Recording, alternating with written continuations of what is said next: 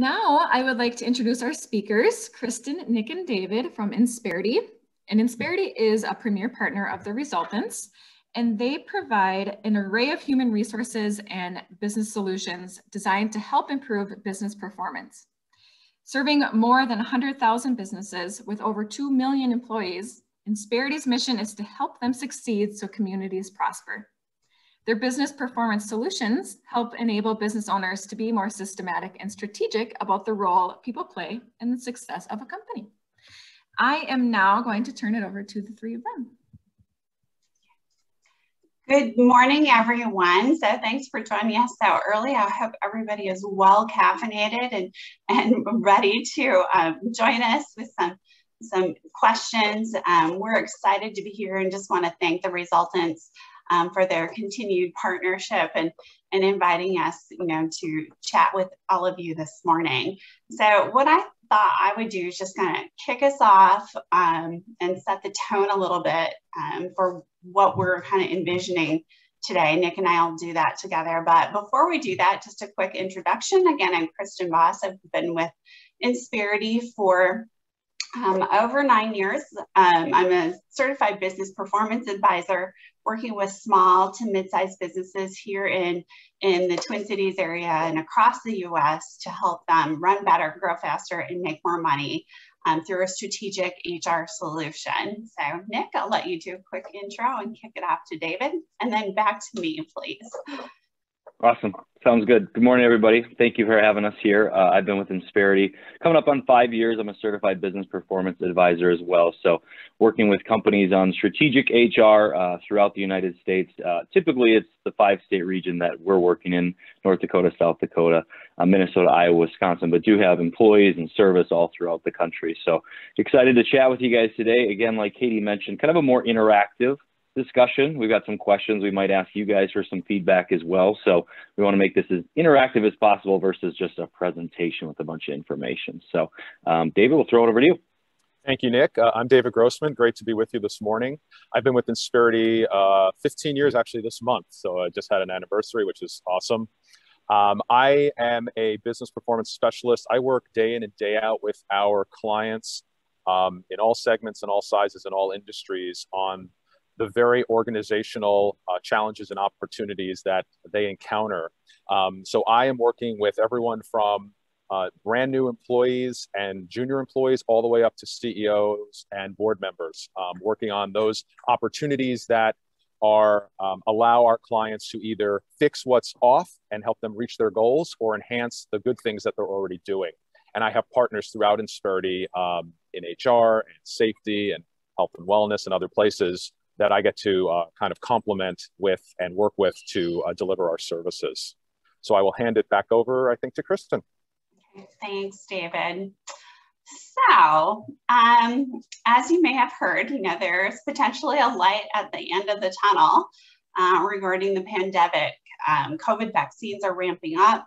Mask mandates are being removed. We were just chatting this morning before the webinar started that both Target and Best Buy look like they're removing their mask mandate. So it seems like you're getting news every day.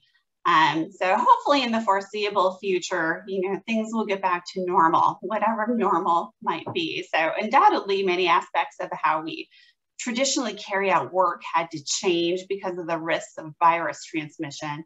But the question remains, how will COVID-19 change the workforce for the long haul?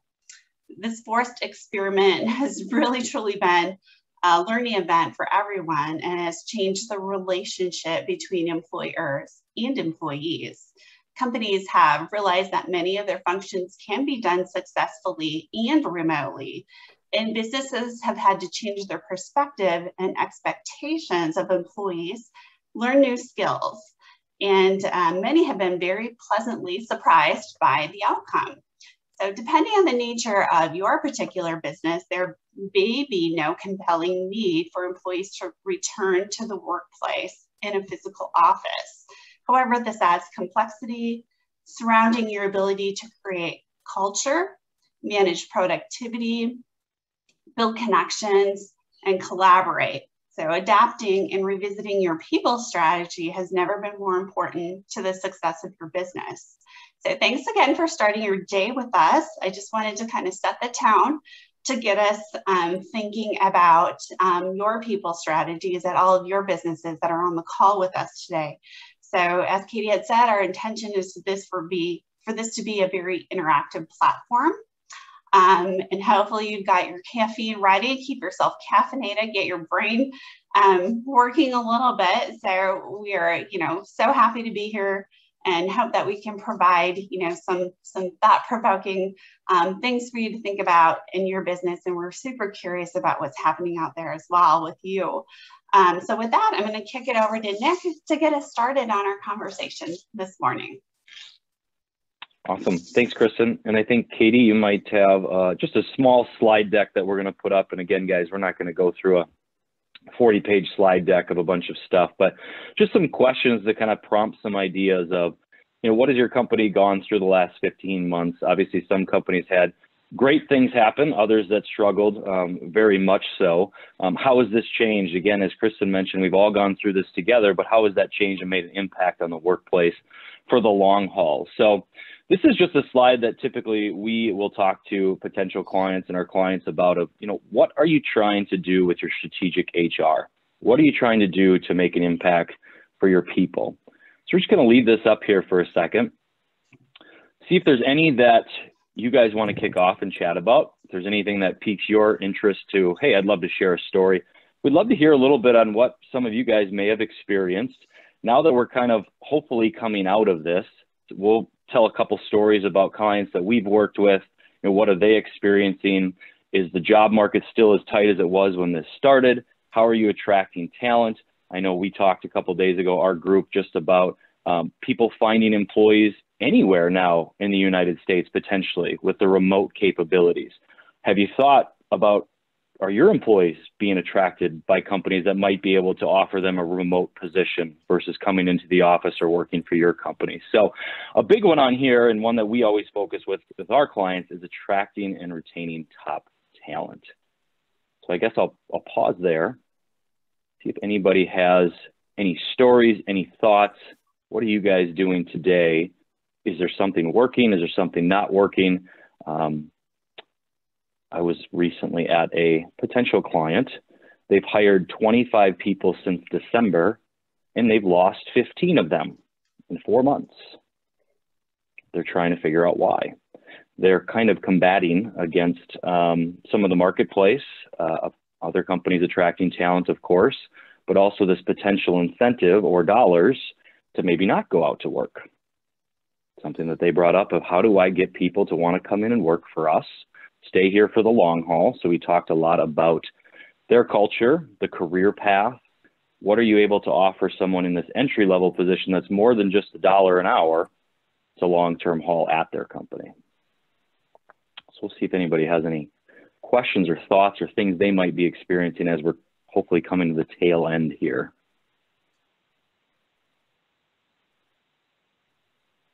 I see a quiet chat box. Nick, one of the things that that we often ask. Oh wait, there's one that came up. Chad.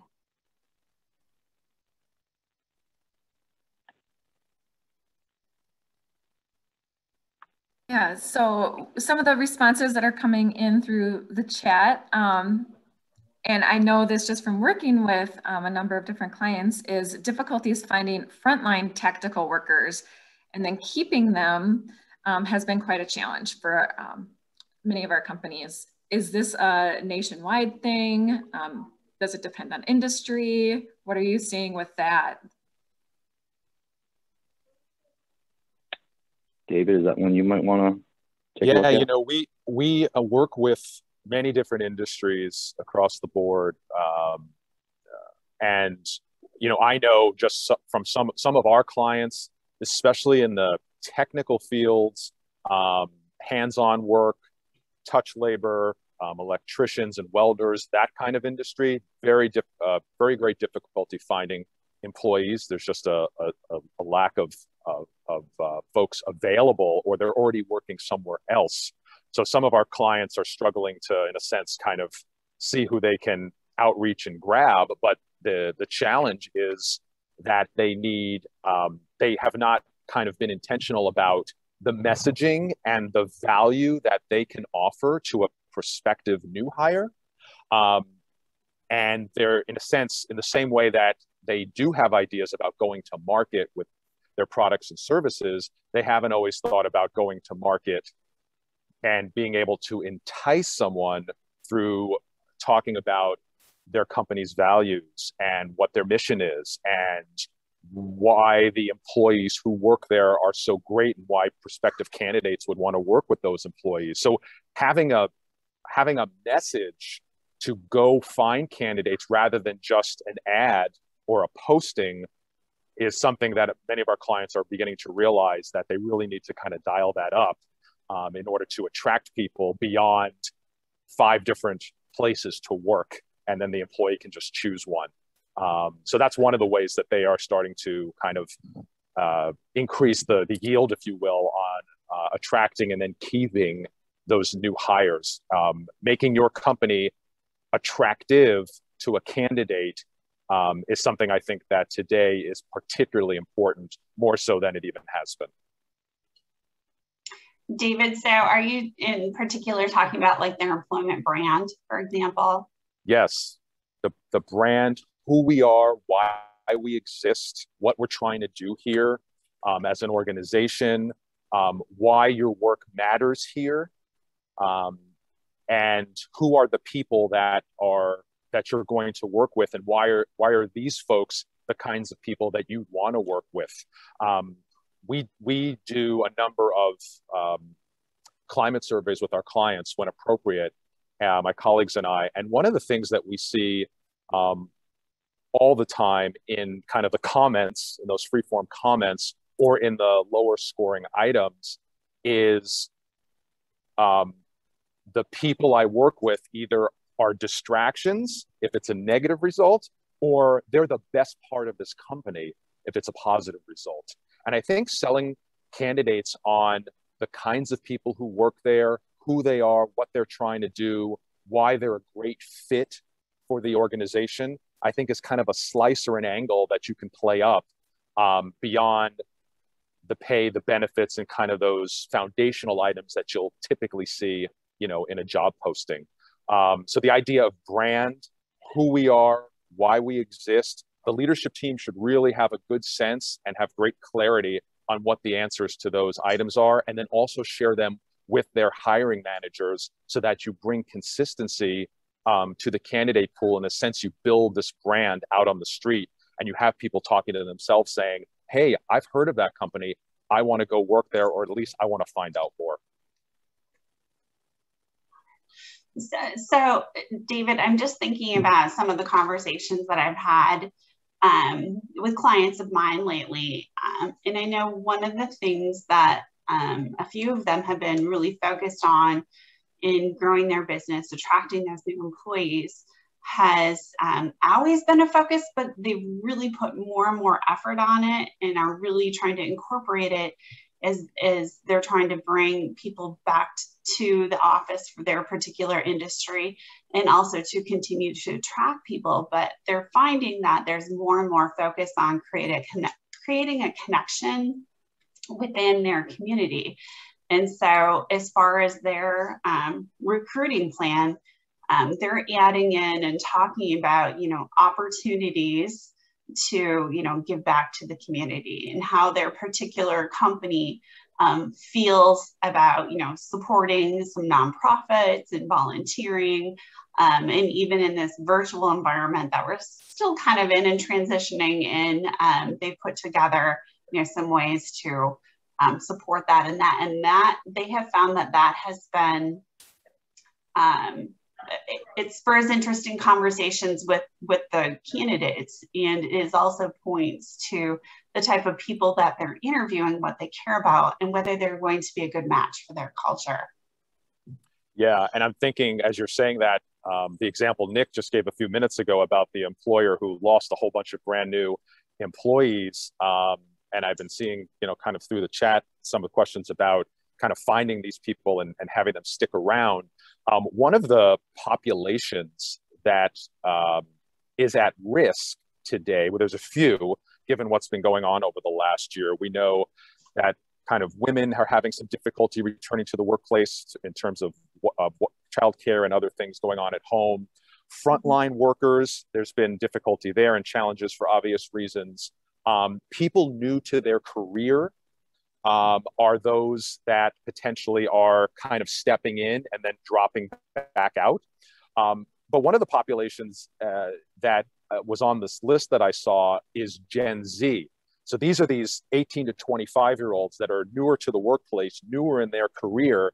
And to your point, Kristen, they're really looking for companies that are willing to kind of step forward with sharing their purpose, their work in the community, talking to their employees about how they are going to be partners in maintaining their well-being, both inside and outside of the office. And I think a lot of the more junior, the newer folks to the workplace today are really looking for organizations that are, even if they're financially, so to speak, private, they are in fact public in the way that they operate, and that they're transparent in their messaging, and that they stand for something, whatever that is, and that they are, in a sense, attractive to certain kinds of candidates. They're what I call the run-to companies. And then other organizations that maybe are not quite as deliberate about that are kind of turning into, inadvertently, the run-from companies. And in a sense, there's a different level of expectation today, not just with junior employees, although that's what kind of this particular study showed, but for a lot of employees, they're more looking for meaning. And if that's something that you haven't had a chance to establish yet in your business, that might be a good investment on the short term to really build, again, that brand awareness and to increase retention and ensure that more folks are able to, say, hey, I had my 1-year anniversary. I stuck around. This organization works for me. I like what we're up to. I like what we're doing. One thing I'll add to that too, something that we're seeing in the market, as you mentioned, David, going through surveys, or as we talk to employers and kind of what they've experienced with some of this turnover, is how do you guys rank in typically the top 3? So payroll, obviously, how do you guys compete as far as a living wage? So one of the questions Terry asked, struggling with entry level, both recruiting and then keeping living wage. So what we typically see is pay is always typically number 1 for an employee.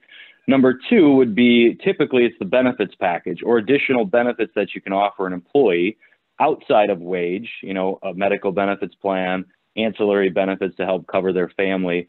But then number 3 goes back to, again, what kind of David was talking about, that messaging of what does that career path look like for an entry-level employee? So they can come and be a part of something versus, hey, this is just a $10, $15 an hour job. So we'll continue to probably go back to that on what is your 1, 2, and 3, and typically from the employee, it's the payroll benefits and then that career path. How do you guys sit in each of those categories? Some companies we meet with, let's say a nonprofit, might pay a little less, but give great benefits and have a really clear career path.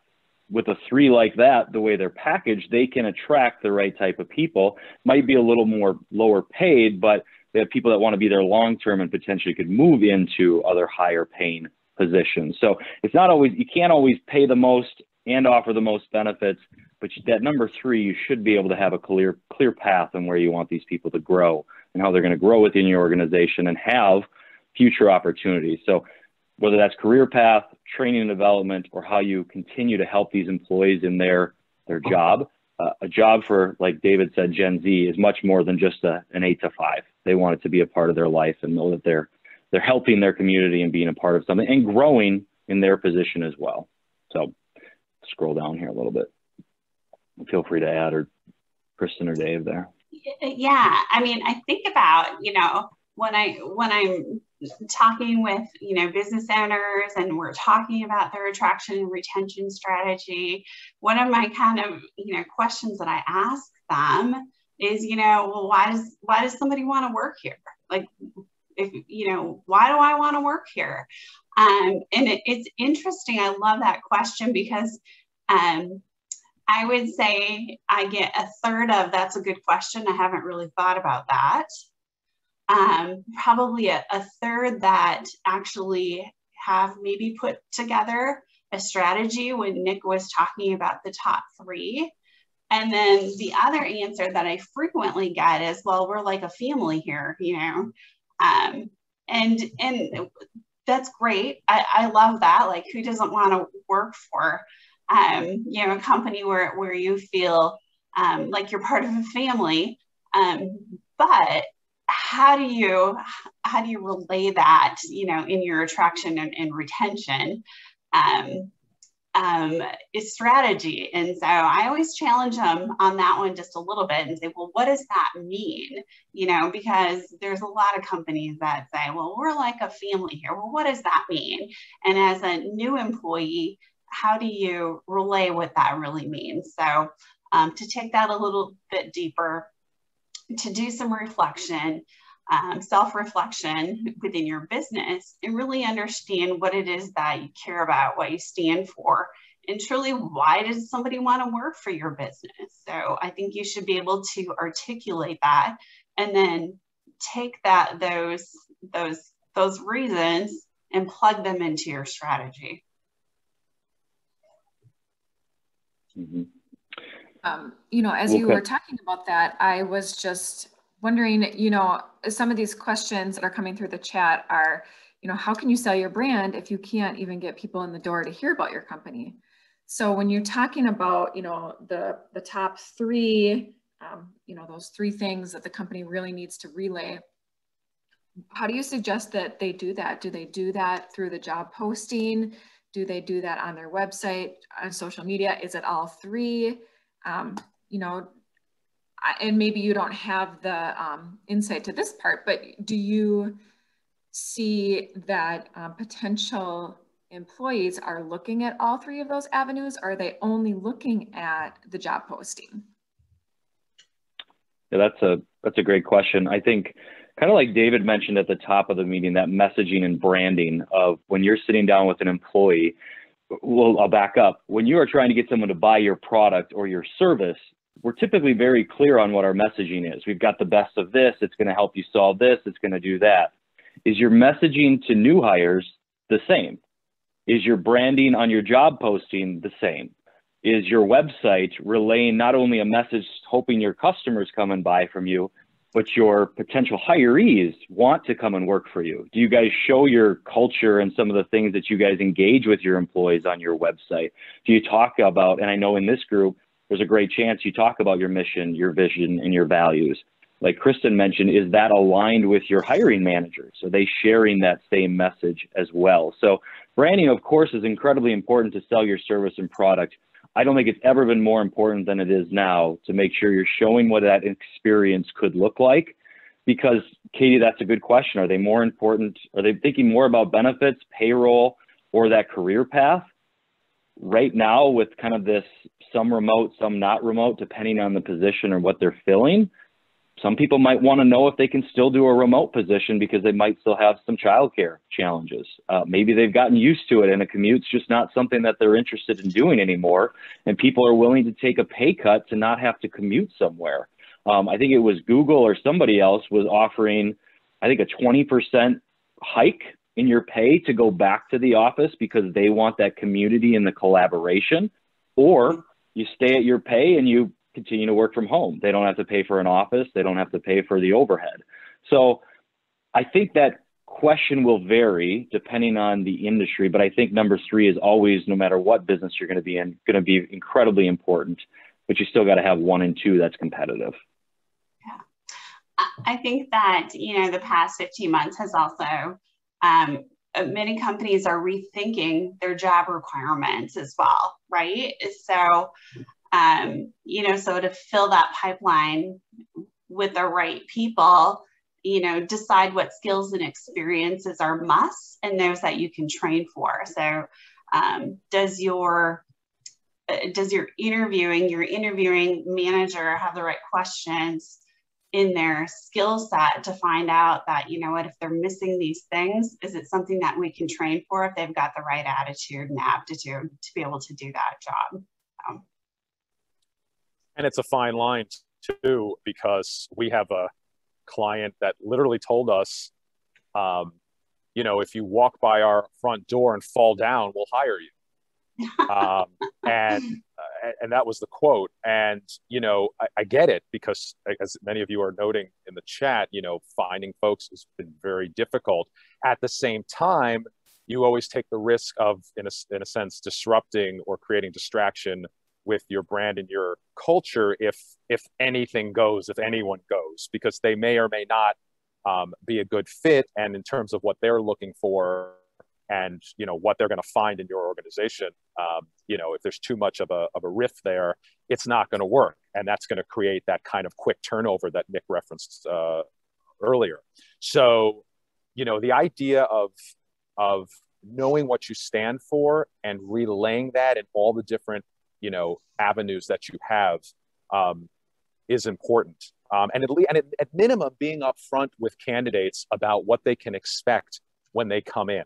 And you know, here's why people typically stay. Here's what people like in this role. Here's what people don't like in this role. Here's why we've lost people in this role. Where are you regarding the things I just mentioned? You know, that kind of conversation, that kind of transparent conversation with candidates can be very helpful, so that you increase the chances that the folks who do decide to step in the door are the ones who will continue to stay and feel like, you know, what their expectations were in fact, you know, did in fact play out the way they thought. Yeah, I think that brings up a great point too of, have you done any exit surveys? Do you have any idea why your people are leaving your company, especially right now, right? Because they might have jumped for $1 an hour. Maybe they jumped for remote work capability. And I know exit interviews aren't always the easiest, and some you may just not get to do one, but that information can be so incredibly valuable to know, where are we missing? The client I referenced earlier, where they had lost 15 employees in the last 4 or 5 months, they started doing some of these, and the feedback they got wasn't necessarily the pay or even the benefits. It was number 3. It was the training was no good. The management did not know how to lead. They did not know how to take an entry-level person and create them into an employee that wants to stay there long term. And the people didn't feel like they were a part of something. They weren't catching on to their job. They were frustrated. Their management was frustrated. And then upper leadership was frustrated because numbers weren't getting hit. So the entry-level position, you need to have the right tools in place to train them, and your leaders equipped with enough tools to make sure they can train those entry-level people. Because yes, you're probably not going to keep all of them, but you need a better percentage than 15 out of 25 leaving in 4 months. And they recognize that and starting to make some adjustments. But I think that is a great piece of information too. And I'll bring up one website that I'll just give you some caution if you haven't looked at it before. Glassdoor can be a great exit survey website. If your employees have had a negative experience at your company, if you haven't checked out the website Glassdoor, take a deep breath if you check it out. If you're concerned and you do have a disgruntled employee, they may have gone on there and put a little report on there for you. So you might want to check that out. If you haven't, or you see some negative ones on there, you may want to take your engaged employees and have them post why they do like to work for your company. Because I'll tell you, when I was job hunting years ago, I would check out Glassdoor to understand the inside of the culture a little bit. You don't take it 100% to truth, but at least gives you some sort of idea of what might be going on inside the business versus what I might be hearing through an interview process. So take that with caution. Yeah, Glassdoor, Nick, it's kind of like the Better Business Bureau of the employment scene. You know, you mentioned exit interviews, which is certainly can be a useful tool for employers to know why folks decided to separate. I'll add something to what you mentioned that many of our clients are using, and we've been recommending to them, but not all of them are familiar with it, although it's very straightforward. In addition to the exit interview, this would precede the exit interview and really can happen at any time, and we refer to it as the stay interview. In other words, why'd you come back today is the conversation between the manager and the employee, if you will. And the stay interview is really an opportunity for employers to connect with their employees and find out what's working and what's not, why they stay, why they might continue going, what's the kind of work they love doing, what's the kind of work they'd rather not be doing, what's helping the employee be successful, what's getting in their way. A lot of the work that I do really gets at answering that last question I said. I mentioned what helps you be successful here in the work environment. That could be any number of variables or factors. And conversely, what's getting in your way from being successful?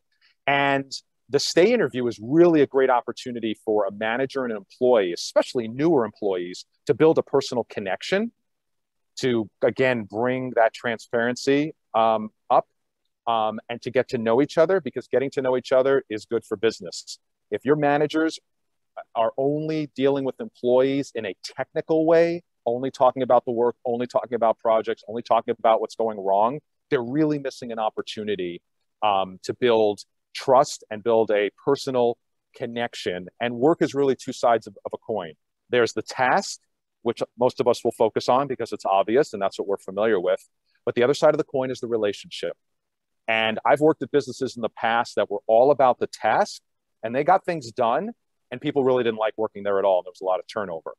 I've also worked at organizations that were where the majority of the emphasis was on relationships. It was a great place. You never had the Sunday night blues about walking in on Monday morning. You couldn't wait to see your friends there. But those businesses weren't always successful because they weren't attending to outcomes and accomplishments and goals. You know, they weren't finishing their rocks, if you will. So two sides of the coin. If you're a business that emphasizes task over relationship, I want you to dial up the relationship. If you're not doing stay interviews today, I want you to consider that. And that means bringing in your managers and talking to them about the kinds of conversations they could be having to build trust with their employees and to get the scoop. Employees always know more than the manager does because they talk. And today they're talking virtually, they're chatting, they're doing all sorts of stuff. They know what's going on. So the stay interview is a great opportunity for a manager to discover and learn something that he or she may not have realized or known about that employee. And it could be the smallest thing that makes the biggest difference for that particular employee.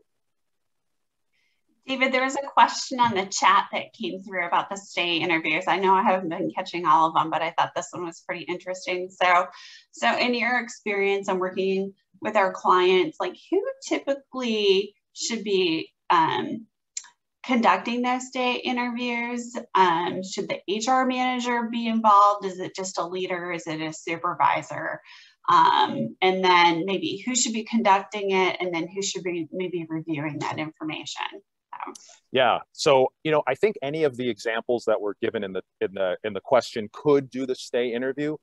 My preference off the bat is I view the stay interview not as a little bit different than like an event, like the exit interview might be, a one-off event. I view the stay interview as a reflection of the ongoing relationship between the manager and the employee. So my preference is for a supervisor or people manager, whoever that employee reports to formally, to conduct the interview. If the employee has a mentor or someone who's an informal leader for them, that could be a possibility as well.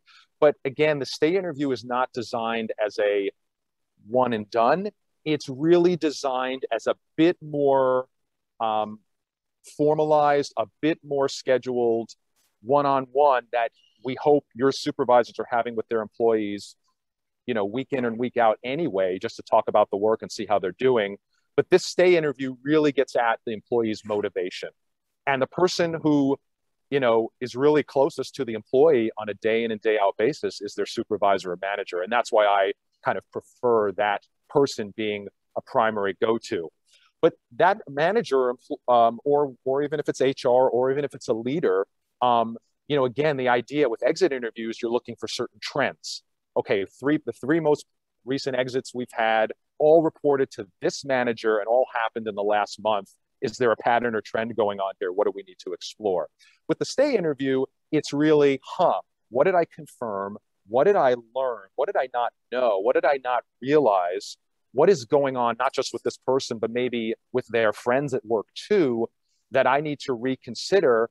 And I think that opens up dialogue across the managers and supervisors to talk about how are we doing as managers? How effective are we leading our people day in and day out? You know, Kristen, it's a little disconcerting, but I understand the number of clients we have where the manager level or groups of similarly situated managers never talk with each other on any kind of basis to talk about how are we doing as managers? What do our employees need?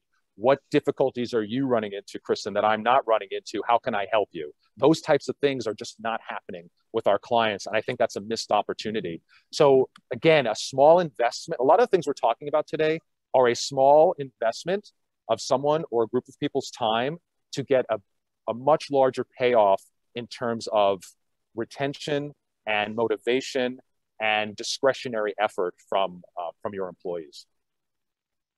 Mm-hmm. I think David, that you brought a good point right at the end there.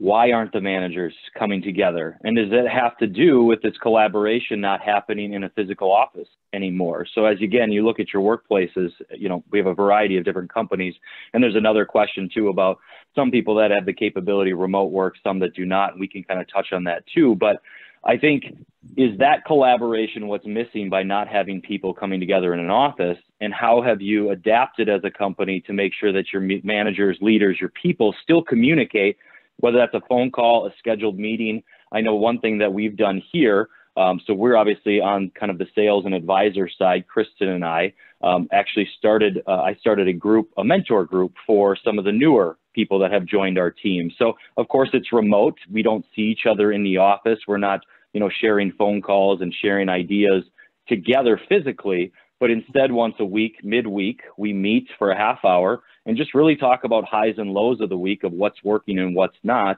different stories that we've heard out in the marketplace. How are you interacting with your clients? How are we staying engaged, even though we're not together, and still being able to collaborate on that information and strategy together as a team? So I think if you still have remote employees that are out there, ask yourself if you guys have adjusted and adapted or helped empower them to maybe start groups that help provide this information together as a team. Although you're not physically together, obviously technology can bring us together to talk about those topics too. So keep that in mind if that's an option in your type of workplace as well.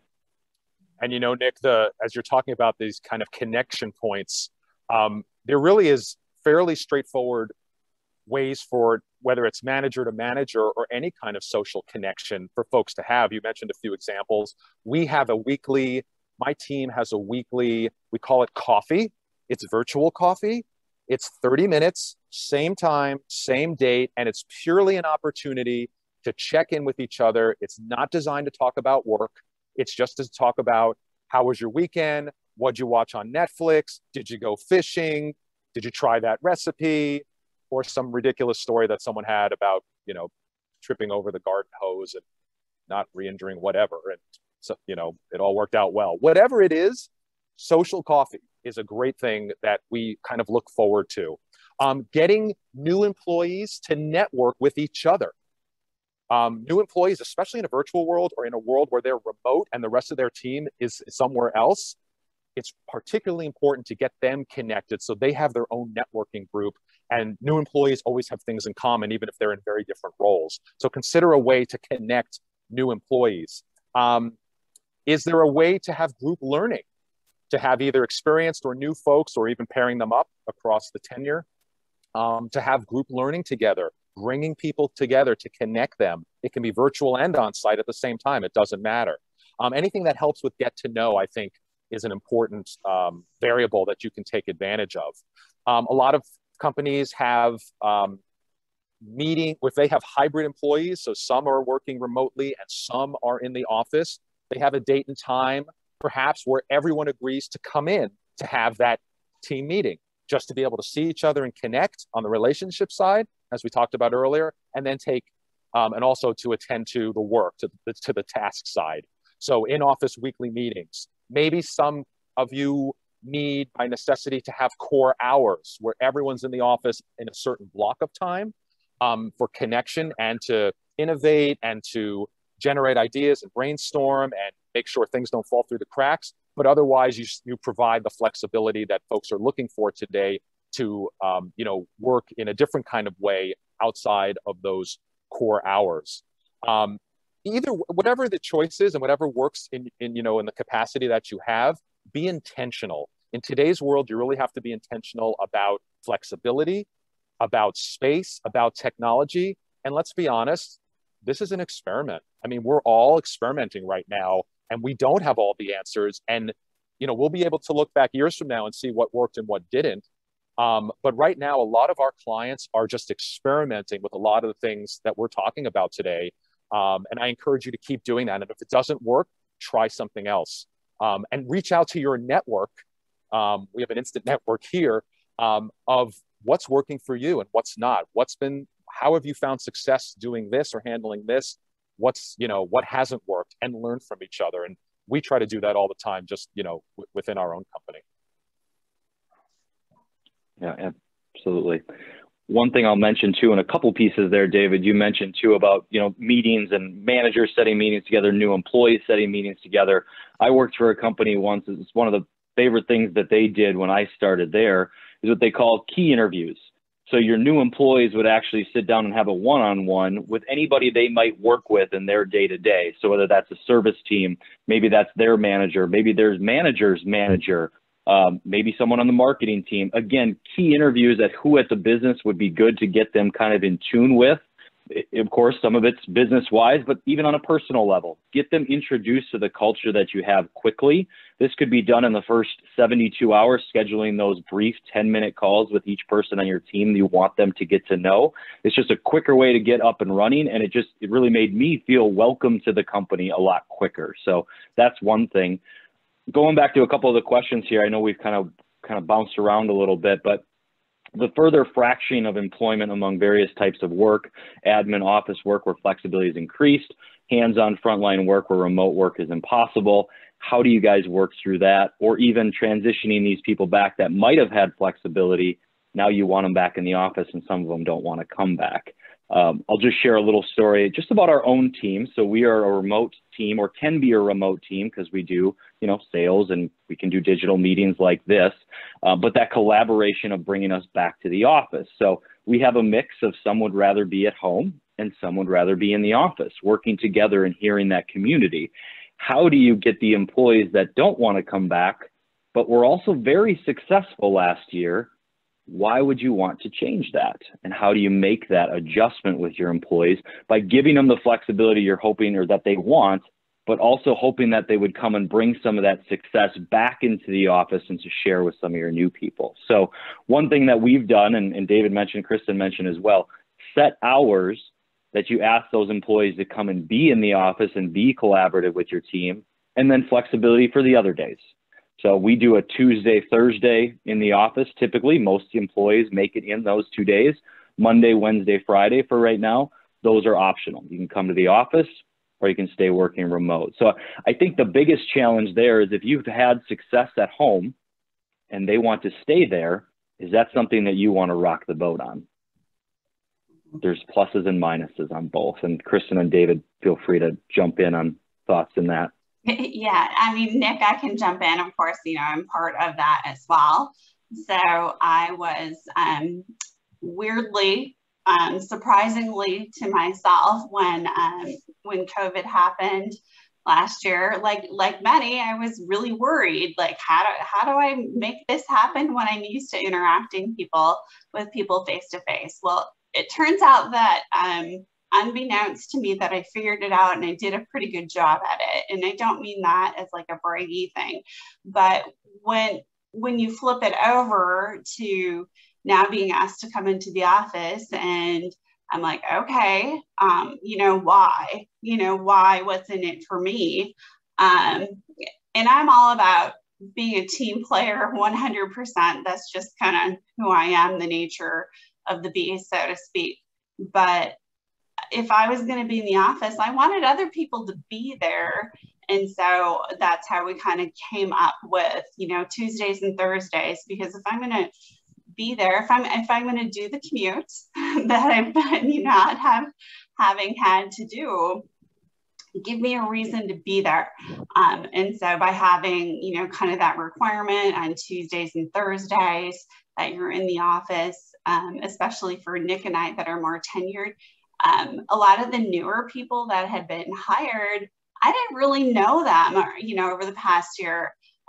You see their faces, but it's not the same as just being able to interact with them, kind of that natural learning that happens without a formal training, right? Because you overhear conversations and you get to know each other more personally, and then you feel more open and more of a connection, and just saying, hey, Kristen, hey, Nick, have you heard this? What happens when? And I think that happens more naturally than when you're in a virtual situation. So if there is those opportunities and you are thinking about bringing your team back, maybe just be thoughtful about it. And other than just, I want a butt in a seat, put a reason behind it. Here's why we're doing this. I've got a client in Milwaukee who was in the process of finding new space. They were in one part of the city, and then they were moving to brand new offices right downtown Milwaukee, right by the lake, near the cafes and shops and walking district and whatnot. And so this was all positive. This was all great. It's a startup, technical focus. And they happen to have surveyed their employees.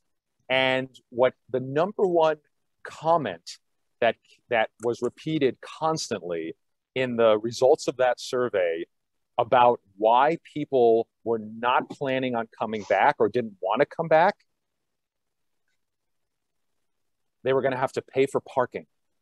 In other words, in the old site, they would not have to pay for parking, and therefore that was not a roadblock ever, never crossed their mind to not come in and commute in and drive into the office. Now with this new brand spanking new building, they were going to have to pay a public lot, and in a sense, there was a rebellion. It was over and over and over. I saw the comments. I don't want to pay for parking. Now you're charging me for parking. So again, it's this kind of, the employer wasn't expecting that at all. But once they saw it in writing, they're like, oh yeah, we didn't really consider that. So now they're working out. And again, this is that kind of on the fly flexibility, experimentation. One of the things we were talking to them about was potentially providing a subsidy depending on the level of the employee, because it's kind of expensive to park downtown, or other creative ways that they could figure out how to draw people in, given that kind of parking variable that popped up that no one was really paying attention to. So again, don't be too hard on yourselves if you trip up in today's world, because we're all experimenting, we're all figuring this out. But just keep trying, keep talking to people. And again, this is where connecting with your employees really comes in handy. And Nick, I really like the idea you mentioned earlier. As I was thinking, I was in my head, I came up with like cultural ambassador for a new employee, right? Someone that you can go to get the scoop on how things really work, tips and resources, and someone that you could even just chat with daily, virtually, just to feel like you're connected as a new employee. And there's so many ways that you can make a new employee's experience in terms of coming on board, have them feel that connection, have them feel welcomed and motivated, and have them feel like they have the tools and support that they're going to need, to be productive and be an active member of their new work community. I've seen clients do things like the CEO produces a small little video and everyone watches it. Or the CEO, if you're a smaller organization, you greet every person with a chat or with a short 10 or 15 minute virtual connection. Maybe there's a video you create for all new employees to watch, and it's from the COO or the integrator, or it's from the department manager. I mean, you have so much creativity and flexibility. Reaching out to your candidates before the start date and letting them know what they can expect, or if they're coming in on day one, what to wear, what to bring. I mean, it's not that we couldn't do these things before, but I don't know that we were kind of thought about them in a deliberate way. But now there's a great opportunity to do those kinds of things and to let folks know, again, what they can expect when they come in. And this kind of circles back to where we started this morning with the brand identity. So again, you have this kind of consistent experience for the employee, not a disruptive one where they thought it was A and then they walk in and it turns out to be B. So be creative in what you do for employees. And if you're not sure, ask them. I mean, that's the best thing that can happen. I know that can be awkward and scary sometimes because you may not want to hear what they say, but that's the best way to know where you stand as an employer. And whether it's exit interviews and stay interviews and some of the other techniques we've talked about this morning, you have an opportunity to really find out, you know, May of 2021, what's on employees' minds. I think earlier too, someone had asked a question, I can't even get people to apply for the job, let alone get them to come and work for us too. So again, adding on to that brand piece, maybe that's different measures you haven't tried before. Maybe that's social media. Maybe it's the videos that David's talking about. Maybe the manager that's hiring for that position can talk about what the day-to-day looks like and what we've got planned for a new employee and where that employee, tell a story about an employee that started 6 months ago that has moved up already because they brought their A game. Show how the employee can grow at your company. And if you can't do it with just an ad on Indeed, you're going to have to talk about it on social media, on your website. I did a video series. I had the Instagram Insperity account for a day. If you look it up from 4 months ago, you might have saw it. But I got to talk a little bit about what my day-to-day looks like. Yes, I'm in sales. Well, what does that really mean? Well, I get to talk to some pretty cool companies about growing their companies and how they interact with their people and provide good jobs and careers to help their community. It's much more than just a job. You have to bring that piece of paper to life to get people to want to come in. It goes back to another question. Someone asked about the unemployment benefits. Is that helping? Is that making it hard? Absolutely. If you can make an extra $300 at home and make about the same going to work, what's employees going to choose? Typically staying at home. So you're going to have to get creative to want to get them out.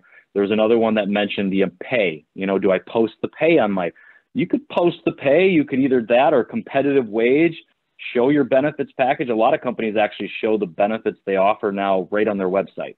So we offer medical, dental, vision for your families. We've got additional training. We have education assistance. You know, we have the flexible remote work. Anything that you're offering, you probably want to share it somehow with the world. Yes, your competitors might take you up on some of those too, but if you can't explain that message to people, can't even get them coming in the door, you got to go out and search for them. Mm-hmm. You know, Nick, you bring up an important thing, and I think about, you know, recruiting maybe those first time professional job people, or just the younger generation, in just looking at your processes too. So just from a practical standpoint, it's like, if you go to your website, is it easy for them to submit an application? Or is it, here's an email, send it off to La La Land, and then they never hear anything, you know? Is your employment application process, you know, outdated? So taking a look at that, is it too long? Do they have to fill out, you know, page after page after page? If you're a young, you know, Gen Zer, you're not going to, I mean, you're going to be turned off by that. So you have to like get into their heads a little bit. Can they submit their application from their mobile phone? You know, some of those things like that, that I think are important to review when you think about which type of employees that you're trying to engage with. How do they get their information? How do they like to respond when asked to submit information? Do your, you know, are your job descriptions 20 pages long? Or is it, you know, here's the job title, but here's really what is reflective of what it takes to be successful in this particular job title, this function. So this is how you think, you know, we like people that do this, this, and this, that are good at these types of things. You will be successful if you care about this and this. This is what our successful employees tell us, that, you know, that they're good at this and they're able to apply that skill set in this particular job. So you just have to think about your audience, I think, right? Yeah. It's, you know, being in a sales position, I almost flip it that way. It's just like, what are you doing to sell your business? What are you doing to sell this job position that you're trying to sell to the applicants? I like the audience one that you brought up, Kristen. Can your employees or the person you're trying to get, can they access it on a phone, right? Maybe the workforce that you're trying to get isn't. Maybe they're, maybe they're baby boomer generation and they don't sit on their phones like the Gen Z does. Can they drop off an application physically? Have you tried a job fair? I know on LinkedIn, if you post a job on there, they have an option where it's one click to apply for the job because the LinkedIn profile gets sent over. Yeah. Those are quick, where you might have someone rolling through at night, oh, I need a job, I need a job. If it's a 5-step process, you might lose them. Why not get a couple-step process, make it easier, so at least it gives you some more candidates, especially if you're struggling to even get candidates, let alone good ones. Make sure that process is easy and look at the specific, maybe not generation, but the age or the user that you're trying to attract for that position can access and get your company's attention. Okay, have you seen any companies utilize their local high schools to recruit new talent and create a pipeline of employees? We are looking for those who would be interested in a technical or trade career. So that's a really good question. I've got a couple stories. So I lived in Shakopee for a while, and Shakopee did what was called the academies. So what they did is partnered with local small businesses. I think one of them was a plumber, one was an electrician, one might have been a retail store, another might have been a restaurant. And they would have classes based on curriculum that these companies helped provide to help employees prepare for the workplace. Get them an idea of, do I want to work some retail when I get started? Do I want to work, a trades job? It gave them an opportunity to go and get some younger folks interested in their trades, and then also created a job pool, like you said. Another thing I'm actually working on with my daughter, she's 12, and then another colleague and her kids are just teaching them basic general business and sales skills. So yesterday we just did a little webinar and kind of taught them a little bit about LinkedIn and the business process and sales process. I can hire my daughter in 4 or 5 years potentially, right? Because she's interested in learning. And some of these skills are pretty soft skills to learn. Maybe it's LinkedIn, maybe it's just data research. That's specifically to this job. But yes, I have a couple clients that have also done the job fairs. They work very close with the university that's next to them up in Fargo, and some of the high schools. Any ways you can partner where you might have a potential job pool, absolutely, get creative and give that a shot. I have a similar situation with a medical device client of mine who partners with their local high school. And most of the folks that they're hiring are coming out of their school with like a 2-year degree versus a 4-year degree. And the CEO of this company was talking about, that these kids that they're looking to hire, everybody thinks that they've got a 2-year degree and it's not the same as a 4-year degree. But he's like, I would argue that these are the smartest kids out there. I'm looking for the smartest kids. And he works with the school. They come in twice a year. He brings a group in, and he says the most surprising thing that he hears after they do the tour is that, they have in their minds that, manufacturing is still kind of a dirty environment. And what they see is the state-of-the-art equipment in this pristine, clean environment. It's probably way cleaner than the Insperity office, and we're pretty clean there. But just having that interaction, like those kids get excited. Like they see like, oh my gosh, this is so cool. And I would love to work here. So it's an opportunity to grow your prospective employees and make a difference and get in front of them at an early age. There's a question that just came up from Peter. And based on some of this conversation, you might think your HR person might need some marketing expertise. And I think that comes down to it, I guess, if we just look at HR as a position, what HR today might mean compared to 10, 15 years ago, that has shifted, whether it's the job market or what we've just experienced over the last 15 months. What is your HR person doing? Is that more of tactical administrative work, or is that more functional strategic work of building your people out like we just talked about, right? Are they focused on the cultural and growing your people, or are they stuck doing HR compliance, administration, and other things? That's where you kind of put your team together and ask yourself, is that HR person now going to focus more on recruiting and the people side? And is there other opportunities to maybe look at the administrative side to do other things? So I think your HR person isn't necessarily going to be a marketing expert, but you might want to look at the HR position differently and ask yourself, is it HR, is it recruiting, is it both? Or is it possible that those are different hats that you might just not have on the team today and might be something you guys want to add? You know, I think the last year, if nothing else comes out of it, I think that it has really shown a light on the importance, you know, more than ever, of your people in the success of your business. And you know, your particular company may look different, but I think that, you know, what I'm hearing, what we advocate for at Insperity is that your HR team, department, person, or some form or function of that needs a seat at your leadership table, instead of just they process the payroll and they shop for benefits. You really need to think about what your people strategy is and actually having one and revisiting it and continuing to develop it and refine it. And as David said, you know, we don't always get it right. Of course, nobody does, but to continue to try different things to move forward, to figure out, you know, what your secret sauce is, you know, to make sure that you're getting the right people that are going to impact the success and profitability of your business. That question that just came up, again, kind of circles back to the beginning about branding. So what do you advise about connecting the traditional marketing to HR and employment marketing?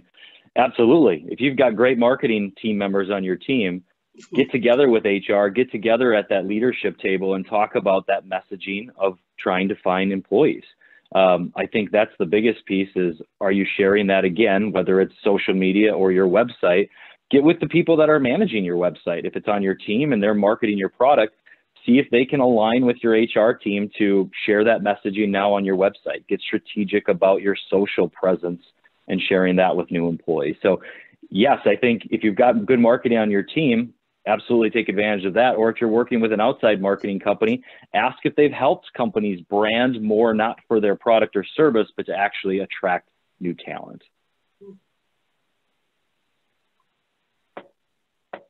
All right, I think we caught up on the question. A good question that came up the other day when we were talking about this session.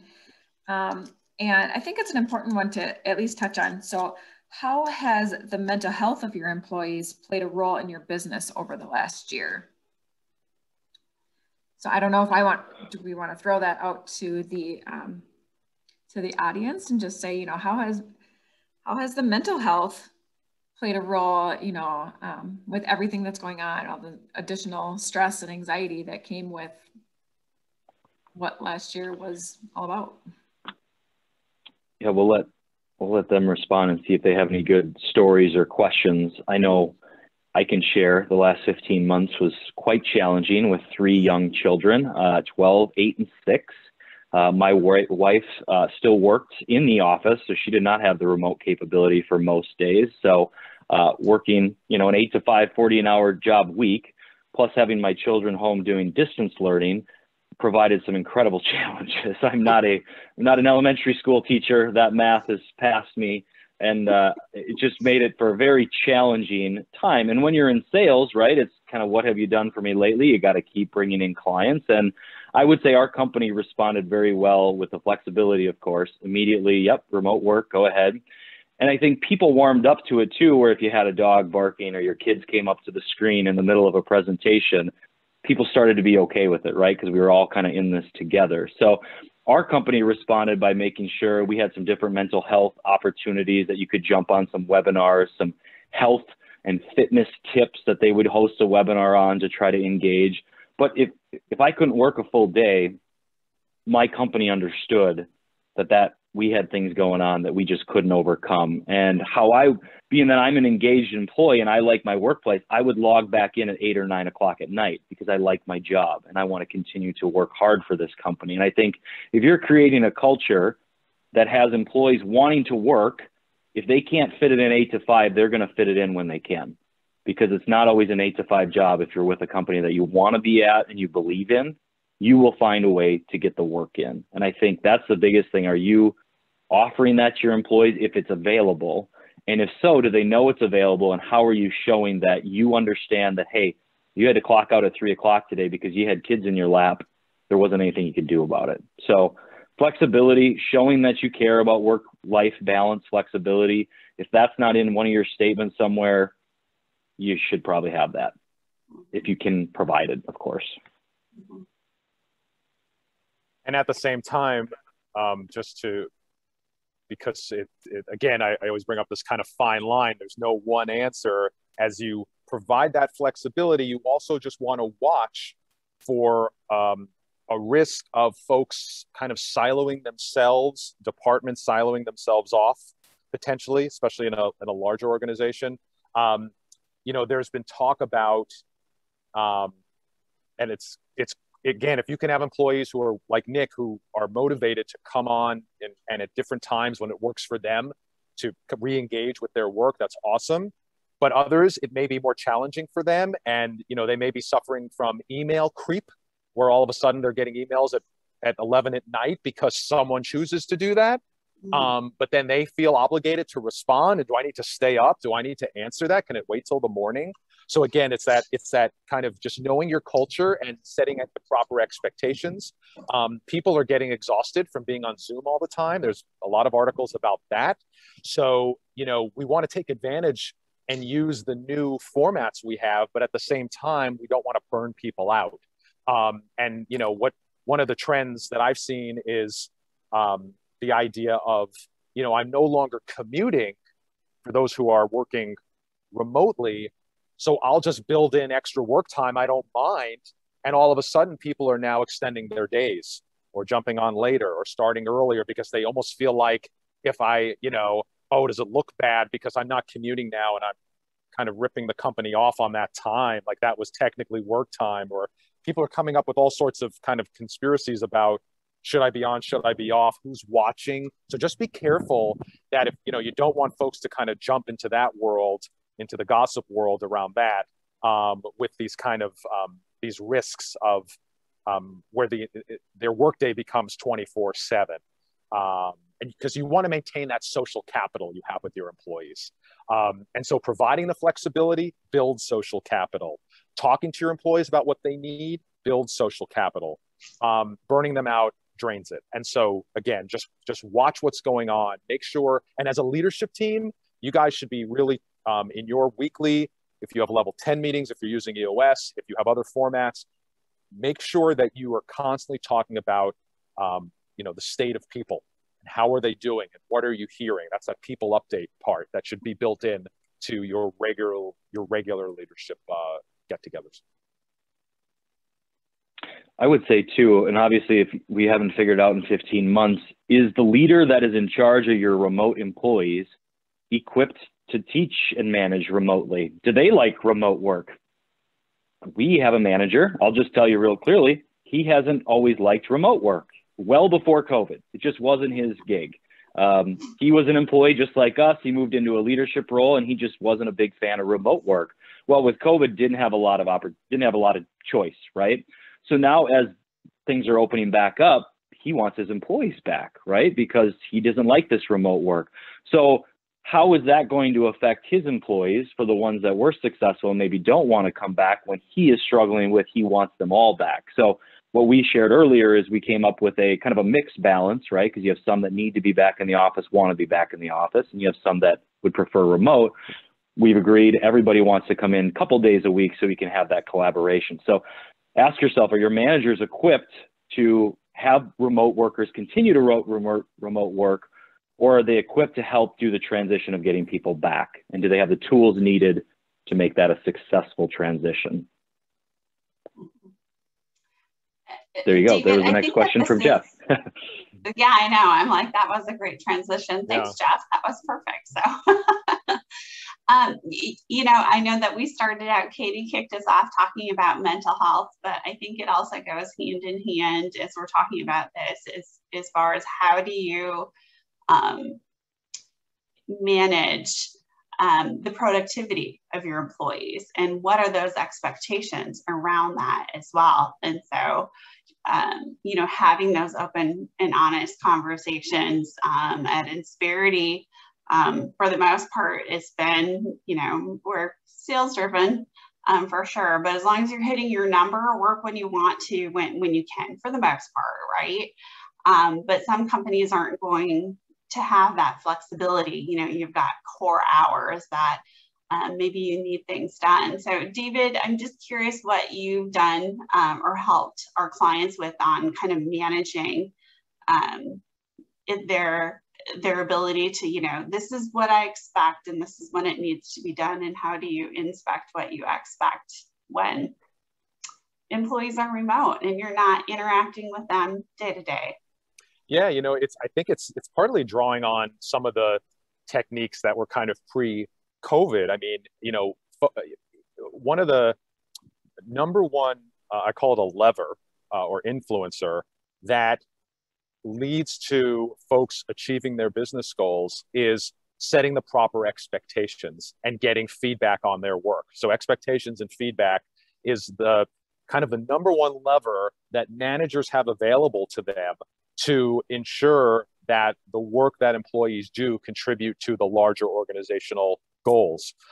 So, you mentioned the word accountability, Kristen. I think that's exactly right. Letting folks know what they're accountable for, ensuring that their understanding is the same as the manager's understanding. It's amazing, actually, how often that's not the case, unfortunately. I challenge some of our clients, and I use kind of an old school metaphor, if you will, or literal item. I call it kind of David's index card test. The index card is kind of old school, but I say, if I handed an index card to you, manager, and I handed an index card to your employee, and I asked you to write down, the top 3 or 5 things that employee either is accountable for or has to accomplish, or is the most important things they need to do in their role, and then we're going to compare cards. Are you willing to bet with me right now that those 2 cards will be basically identical? And most managers will not take me up on that bet. And they kind of smile. And so again, there's a great opportunity here to ensure, again, with the virtual environment, the hybrid work, people working in different places, making sure that people understand what they're accountable for, how their work connects to the business outcomes. In other words, why it matters that they show up. What are the interdependencies? How does your work, when you do your work and you hand it off to the next group or the next person, where does it go? Why is it important? It's timely, etc. So having employees have great clarity on what that looks like, as much as is a great benefit to you and the employee. And the impact on the team, the impact on the company. Every employee should understand what that is. If they don't, that's like number one after this call, is I want you to go check with your employees and make sure that what's in your head is what's in their head in terms of understanding what the work is that they need to do. The second lever that's most impactful after expectations and feedback is having the right tools and resources.